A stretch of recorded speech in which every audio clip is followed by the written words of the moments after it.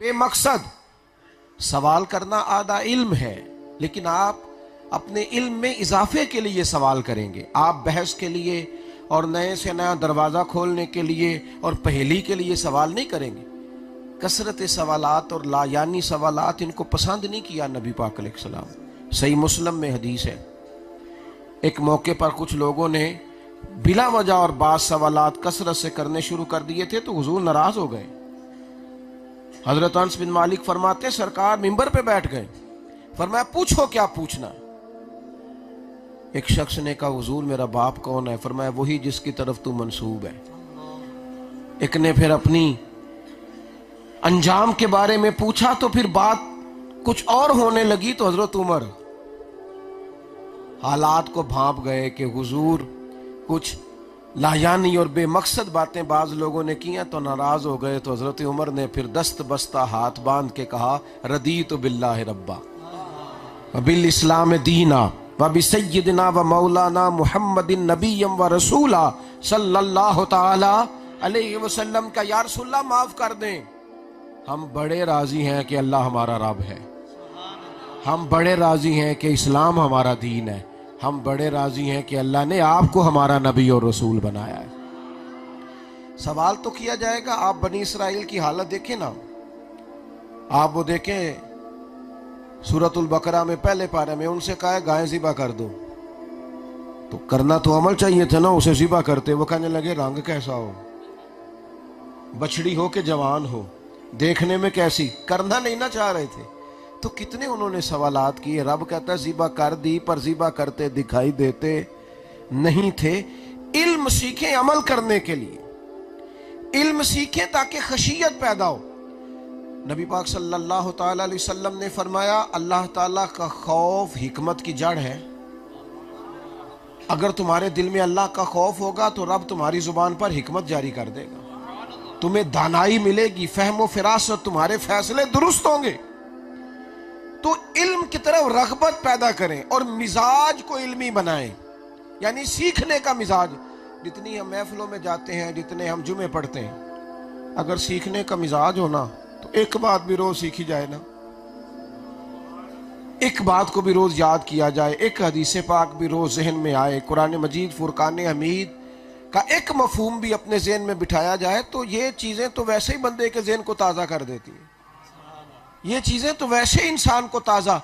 ہمارے ہاں یہ ہوا ہے کہ چونکہ خشیت والا علم نہیں، علم سیکھتے ہیں لوگ معلومات کے لیے، اور آج کل تو ویسے بھی میرے ملک میں تو سب سے بہترین کام ہے تجزیہ کرو، تبصرہ کرو، چینل بناؤ، بحث کرو، کوئی نئی سے نئی کہانی چھیڑو، بس میلہ لگا ہوا ہے، اللہ جانے کون کیا کہہ رہا ہے، کوئی سمجھ نہیں آ رہی، چل رہا۔ یہ مزاج مہذب قوموں کا نہیں ہوتا۔ رات کو 4 لوگ ٹی وی پہ بیٹھتے ہیں، 4 مختلف قسم کے لوگوں کو لائن پہ لیتے ہیں، جتنی لڑائی زیادہ ہو جائے نا ان 4 سیاستدانوں میں اتنا پروگرام زیادہ دیکھا جاتا ہے۔ یہی کچھ ہو رہا ہے، اور روز ایک نیا شک پیدا کیا جا رہا ہے، روز ایک نئی تشکیک۔ ہمارے لوگ تو دین سیکھتے تھے کہ تاکہ وہ اپنی عملی زندگی میں نکھار لائیں گے، اس سے نفع ہوگا، اس سے فائدہ ہوگا، اور اسلام اس کو پسند ہی نہیں کرتا کہ انسان کے پاس علم بہت زیادہ ہو اور عمل بالکل بھی نہ ہو۔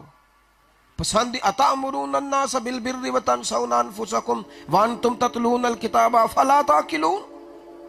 اللہ فرماتے لوگوں کو بھلائی کا حکم دیتے ہو اور اپنے آپ کو بھول جاتے ہو، اور حالانکہ تم کتاب بھی پڑھتے ہو، تمہیں عقل نہیں۔ قول و فعل کا تضاد، کہنا کچھ اور کرنا، جب بندہ اپنے علم کے مطابق عمل کرتا ہے نا تو سب سے زیادہ سکون وہ خود محسوس کرتا ہے۔ اسے سب، اور صحابہ کا مزاج یہ تھا کہ وہ نا ان کے پاس جب کوئی بات آئی علم کی تو انہوں نے اس پر عمل کیا اور اس کا انہوں نے مزہ لیا۔ ہمیں سالوں ہو گئے لا یعنی گفتگو، بے مقصد سوالات۔ کوئی وہ ہمارے ایک بزرگ ہیں، سمجھانے کے لیے ایک دن کہنے لگے، میں ایک جگہ تقریر کرنے گیا تو ایک بزرگ نے مجھے روک لیا، وہ کہنے لگے مولوی صاحب تقریر تاں کرن دینی، پہلا میرے سوال دا جواب دیو۔ کہتے میں نے کہا سوال کیا ہے؟ کہنے لگے یہ پوچھنا ہے کہ حضرت آدم اور جناب حوا کا نکاح کس نے پڑھایا تھا۔ کیا سوال ہے یہ، اور کیا اس کا مقصد ہے؟ یہ پہیلیاں یاد کی ہوئی ہیں صرف اپنے آپ کو بچانے کے لیے۔ اس طرح تو مہذب قومیں آگے نہیں نہ بڑھتی۔ اپنے عمل میں بہتری لانے کے لیے صحابہ کے پاس جب کوئی چیز آئی نا، آیت نازل ہو گئی لن تنالوا البر حتی تنفقوا مما تحبون، تم ہرگز بھلائی کو نہیں پہنچو گے جب تک اپنی پیاری چیز راہ خدا میں خرچ نہ کرو۔ آیت نازل ہو گئی۔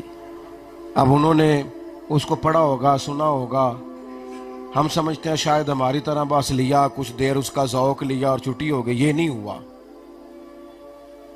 ایک شخص کو کہتے ہیں مجھے گھوڑا بڑا پیارا تھا اپنا، جب میں نے آیت سنی تو میں گھوڑا لے کے دروازہ رسول پہ حاضر ہوا، حضور مجھے بڑا پیارا ہے، اللہ کے راستے میں قبول کر لیں۔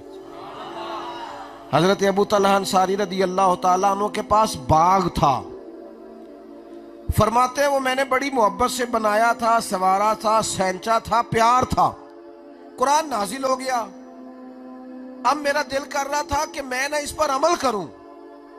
میں نے یہ سن لی ہے نا آیت کہ پیاری چیز خرچ کرنی ہے، میں نے چاہا اب عمل کروں۔ مجھے وہ باغ پیارا تھا، میں نے اپنے ہاتھوں سے اس میں پھل پھول لگائے تھے۔ فرماتے ہیں میں وہ باغ کی بات لے کے حضور کی بارگاہ میں حاضر ہوا، یا رسول اللہ مجھے پیارا بڑا ہے۔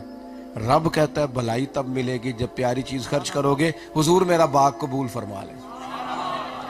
یہ جو بندے کو مزہ ملتا ہے نا، یہ جو بندے کو سرور ملتا ہے نا، یہ جو ویسے بھی ہمارے ہاں نا کچھ لوگ ایسے ہیں جنہوں نے ارادہ کیا کہ ہم نے نہیں خرچ کرنا، خرچ کریں گے کروڑ پتی لوگ، ہم نے نہیں خرچ کرنا، ہم نے نہیں دینا راہ خدا میں۔ کچھ لوگ خیال نہیں کرتے، اتنے غریب ہوتے نہیں لوگ ہماری گلی میں جتنا ہم شور کرتے ہیں، اتنے زیادہ غریب نہیں ہوتے۔ حکومت ہی آئے گی تو مدد کرے گی، اگر پوری گلی میں 3 لوگ غریب ہیں بھی تو کیا 50 گھر مل کے ان 3 لوگوں کا خیال نہیں رکھ سکتے؟ لیکن ہم مزاج نہیں نہ بناتے، ہم تو کہتے ہیں یہ حکومت کا کام ہے، ہمارا نہیں۔ ایک کھڈا بن گیا ہماری گلی میں، اس پر تبصرہ روز ہوگا کہ دیکھو جی یہ بلدیہ والے ٹھیک نہیں کر رہے ہو، خدا کے بندے تھوڑی دیر گاڑی سائیڈ پہ کر، اتر ذرا نیچے۔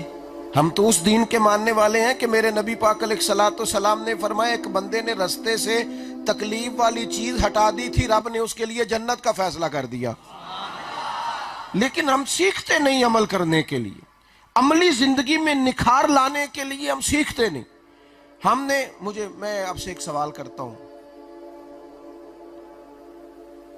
آپ ماشاءاللہ ڈھیر سارے لوگ بیٹھے ہیں، سب نے وہ حدیث سنی ہوئی ہے نا کہ ایک بڑی گناہگار عورت نے کتے کو پانی پلایا تھا تو اللہ تعالیٰ نے اس بی بی کی بخشش کر دی۔ ہاں نا نہیں کی آپ نے سنی ہے کہ نہیں؟ چلو ہلکا ہلکا ایسے کر دیں، ہلکا ہلکا، زیادہ نہیں تکلیف دینی، ہلکا سا تبسم ہو جائے تزئین گلستاں کی خاطر۔ تکلیف تو تم کو ہوگی مگر چل تکلیف ذرا سی سہتا جا۔ سنی ہوئی ہے نا جی ماشاءاللہ، صاحب نے سنی ہے نا کہ ایک طوائف نے کتے کو پانی پلایا تو اللہ نے اس کی بخشش کر دی، سب نے سنی ہے نا؟ لیکن آپ صبح تجربہ کر لیں یا جب کبھی آپ کو موقع ملے تجربہ، سب نے سنا ہے کہ کتے کو پانی پلانے سے گناہگار بی بی کی بخشش ہو گئی، لیکن سڑک پہ کتا مر جائے نا کسی گاڑی سے ٹکرا کے، اب مر ہی گیا ہے، کوئی اتنی اخلاقی جرت نہیں کرتا کہ اسے کسی لکڑی سے اٹھا کے سائیڈ پہ کر دے۔ وہ گاڑیوں کے ٹائروں سے اس کا گوشت لگ کے اترتا ہے۔ کس لیے سنتے ہیں حدیثیں؟ کس لیے؟ وہ جی 2.5 گھنٹے تقریر سنی میں نے، کس لیے؟ کانوں کی لذت کے لیے۔ یہ میں نے آج کتاب پڑھی، یہ کل میں نے پڑھی، اور پرسوں میں نے فلاں کی بات سنی، اب اس نے اس کا جواب دیا۔ اس طرح تو میرے بھائی ذہنی الجھاؤ بڑھتا ہے، اس طرح تو تناؤ میں اضافہ ہوتا ہے۔ دین تو خوبصورت ترین ہے، اور دین عمل کے لیے دنیا میں آیا، اور نبی پاک علیہ السلام نے آسان کر کے۔ صحابہ فرماتے ہیں، حضرت عائشہ صدیقہ رضی اللہ تعالیٰ عنہ کہتی ہیں اگر حضور کو 2 چیزوں میں اختیار دیا جاتا نا، یا رسول اللہ صلی اللہ علیہ وسلم اپنی امت کے لیے یہ اختیار کر لیں یا یہ کر لیں، حضور وہ اختیار کرتے جو امت کے لیے آسان ہوتا۔ Twinkle, twinkle, little star, how I wonder what you are. Up above the world so high, like a diamond in the sky. Twinkle, twinkle, little star, how I wonder what you are. Up above the world so high, like a diamond. Twinkle, twinkle.